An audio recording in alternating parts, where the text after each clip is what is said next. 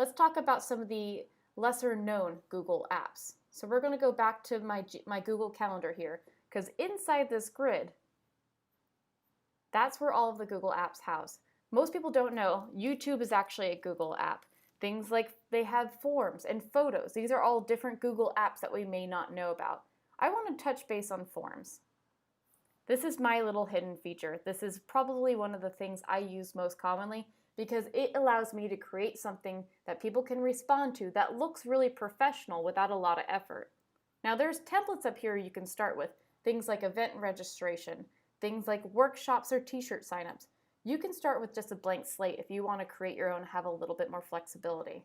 Now you can see it looks pretty standard here. Add a title in. So we're going to go ahead and make this a form asking about cats versus dogs.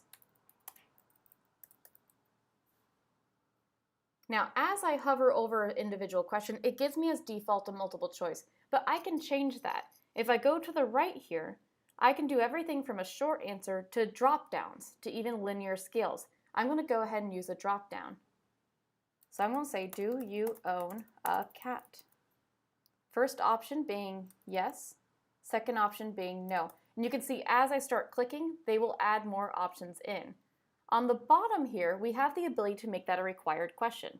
So if you're asking people to put in a name or email address and that is a mandatory field for you, you just click the little lever here, that makes it required.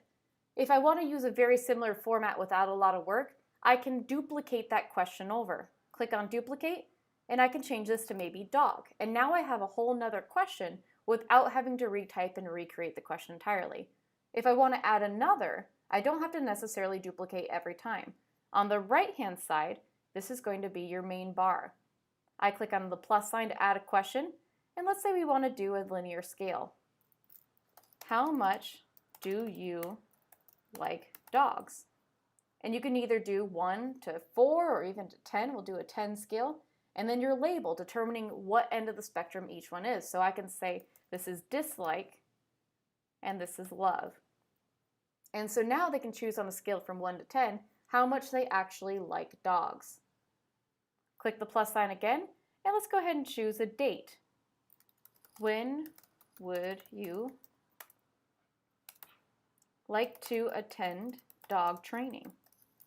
This will let them insert their own day and time, so they have a calendar that will pop up.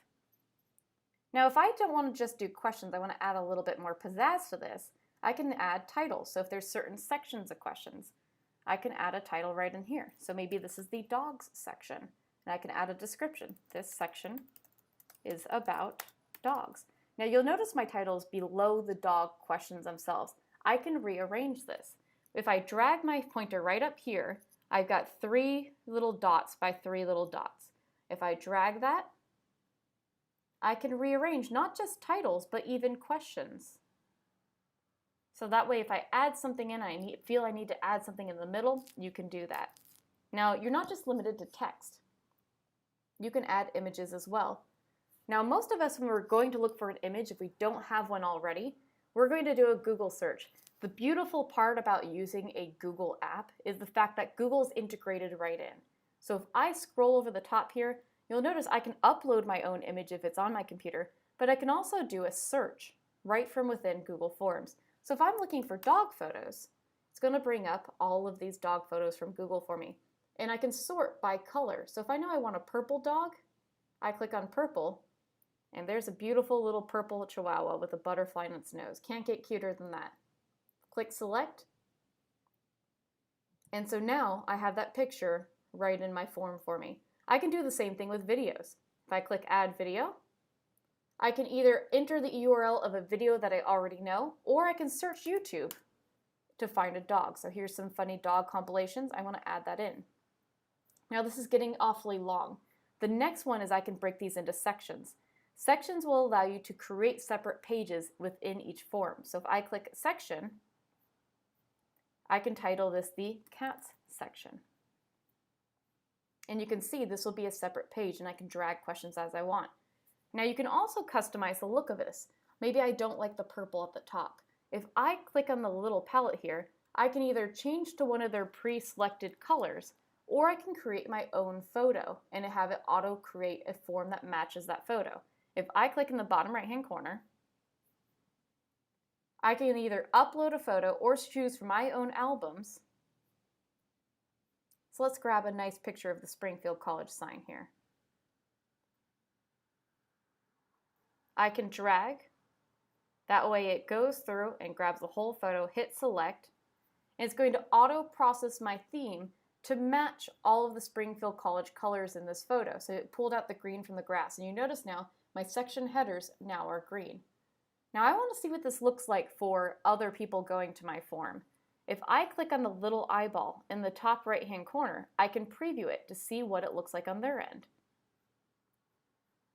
And you can see it looks really finished, really clean product. There's my drop down.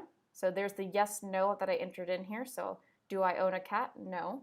How much do I like dogs? I love dogs. Do I own a dog? Yes. Look at the cute picture of the dog there. There's my video. So I can watch it right from within the form. If I click on the next button, that's my section break. So when would I like to attend dog training? And I can put in here an individual date and hit submit. Now when somebody submits a response, you'll notice up on your Google form in the responses area, it will show you with nice graphics what they have responded with. So the more people that respond, you're going to see that graph live update for you. So do I own a cat? You can see that person answered no. There's the graph there, and it just brings down all the dates and times. So it's a really easy way to look at responses. They've just added in the individual category as well. This allows you to look at individual responses of people who have submitted. So if I have somebody that had a really negative response or a really positive response that I want to reach back out to, I can do it right from within Forms here. You can also choose whether you're accepting responses. So if it's a sign up that I need to end on a certain date, I can turn off accepting responses so that way if somebody clicks the link for a form or tries to submit a response, they get a message saying that the response time has closed. I can turn that on or off at will. I can also print my responses if I want to go ahead and keep a paper copy for my reference. Now, if you're more of a data person and you need to have more of your information to be parsed out and add things like equations and formulas to it, you can actually create this response form inside a Google Sheet. So you'll notice this green icon looks awfully a lot like Sheets. That's no coincidence. When I click on this, I can either add it to an existing spreadsheet or I can create its own spreadsheet. So we're going to call this the cats and dogs spreadsheet. Hit create. And you'll notice my responses automatically update into the spreadsheet. So it's not a one-time thing. So as people add more responses in, I'll start to see them go down the list. And I can also edit things. If I change a response or change a question inside there, I will have a new column with the new question as well as the old questions. And I can add things like formulas inside here. So if I wanted to do something with dates or times, I can find out when the most average time people have or what's the most common time that we see. So you have all the same functions as an Excel spreadsheet right within from your form responses. If I want to take it to the next level, that's where the gear comes in. So if I don't want to add a question for them to collect their email address, I can turn on this feature. The downside to turning on collect email address means that they have to sign in with a Springfield College account or a Google account to be able to submit a response. Otherwise, they will not be able to submit a response to your form. Now, I can also limit to one response. That way you don't have somebody who submits 5 or 6 times with the same answers, and you have to go and remove their questions and their responses in there. You can also give them the ability to edit after they submit or not. So if I don't want them going and changing an answer, if I've already ordered their t-shirt size, for instance, I can change that.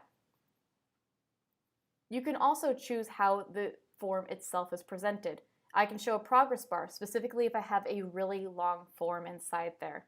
I can also shuffle the questions themselves. So if I shuffle, that means everybody will get a different display order. My favorite is the confirmation message. So the default is your response has been recorded. A lot of times when we're submitting a form, we want to be able to give people more information of whether I'm going to reach out to them again, or where a presentation is, or that their t-shirt has been ordered. This is your ability to, after they click that submit button, this is the response that will pop up. So I can say something along the lines of, thank you for submitting your response. We will be in contact shortly.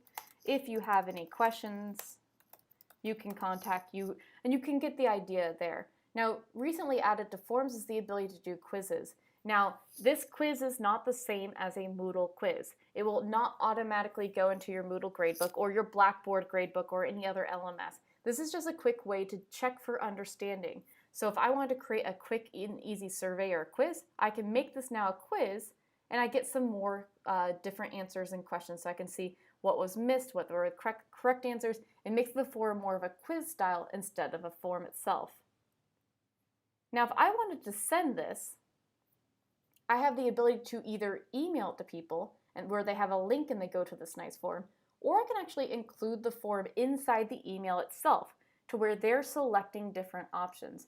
I find I've had more success with including it in the email. That way they don't have to go to another link and they don't feel like they're being phished or having a scam. They have the form right there, select their bubble, select their drop downs, click submit, and they never leave their inbox. I can also choose to just share a link. So if I don't specifically know who I want to email it to, but I want to put a link up on a Moodle or a different website, I click on the link button. And I can even shorten that URL to make it a little bit easier to copy. So I copy that and I can paste that anywhere that I want. You could also share it on things like Facebook, Twitter, and Google+. So if I'm using this as an RSVP to a barbecue, I can do that. Hit copy, and then you can paste it right there. If you hit the ... this allows you to duplicate out your form. So if I've created one very similar to maybe one that I'm going to be doing next year, so a 2015 and a 2016 copy, I can make a copy of that form, get individual responses, and not have to rewrite every single question.